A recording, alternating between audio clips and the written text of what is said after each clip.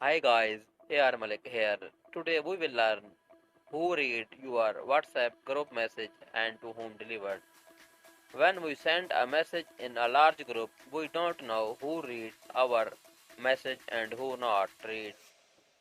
Let's go to WhatsApp. We are here in WhatsApp. Actually, we are here in WhatsApp chats. Go to groups. I click here on this group button.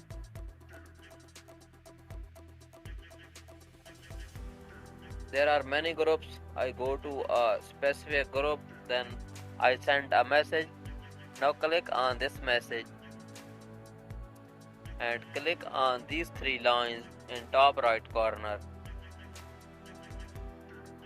Now click on info. Here is the detail. Two-person has read my message. Go to another group.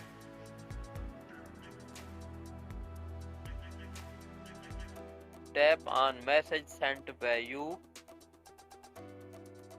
I select. Now click on these three lines again and click on this info button. This is how you can see how many people has been read and to how many message has been delivered. You can only check information about sent message sent by you, not by other person. Like, comment and subscribe my YouTube channel. Thanks for watching.